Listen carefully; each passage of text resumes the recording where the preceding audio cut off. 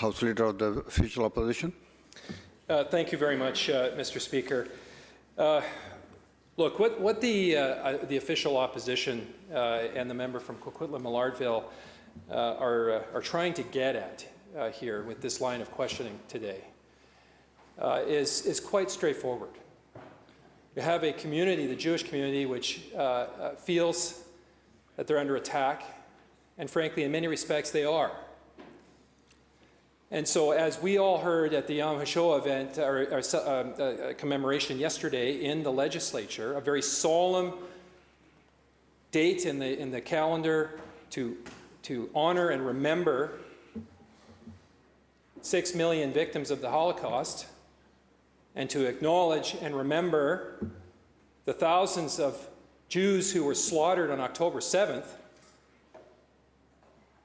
the language really matters, but so do the actions.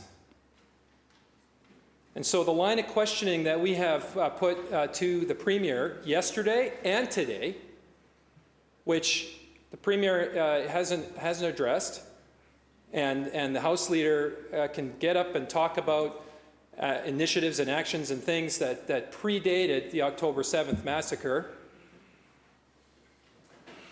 What we've been asking for this government to explain and for the Premier to categorically condemn are comments that continue to be made by members of his own caucus.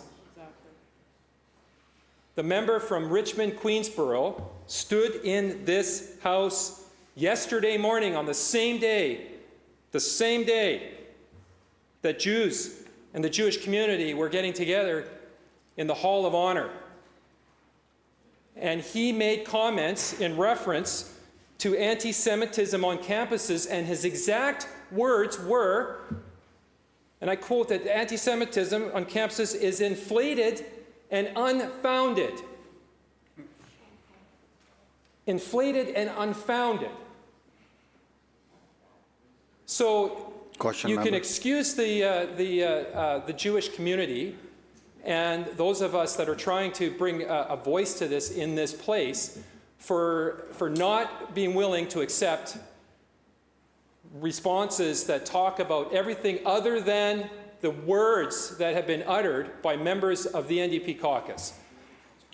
So once again, on behalf of the Jewish community, on behalf of Jews who feel like they're under attack and are, will the Premier today condemn the comments that were made in this chamber yesterday morning, the comments from the member from Richmond-Queensborough, who said that anti-Semitism on campuses is inflated and unfounded? Will the Premier condemn those comments and demand that that member apologize to the Jewish community, and do it today?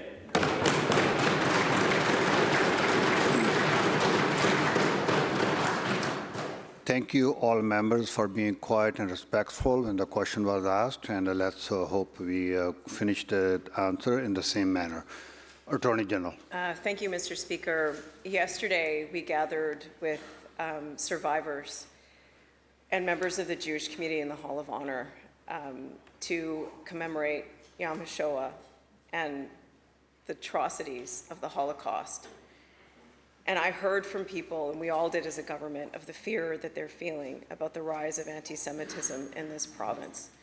And I want to make it clear that our government stands against anti-Semitism and the rise of it in this province, but it's not just that. We know that we have to use every tool in our toolkit to combat the rise of hate in our province and the rise of anti-Semitism. And we are doing that, Mr. Speaker, whether it's the systemic racism bill that's before the House right now that will give us new tools that we've never had to train public service, to make sure that systemic racism is addressed in all of our public bodies, whether it's funding directly communities across this province that are on the front lines of rising in hate, whether it's launching a racist incident helpline, which is a new tool for people to be able to report hate and get the support that they need.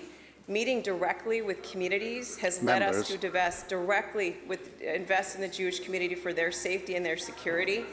We've also just recently passed legislation to help keep kids in schools safe from protests. Members. We also are investing in police training to respond to hate crimes. Mr. Speaker, we understand we need to use every tool in our toolkit to address hate in this province, and we are doing that and will continue to do that.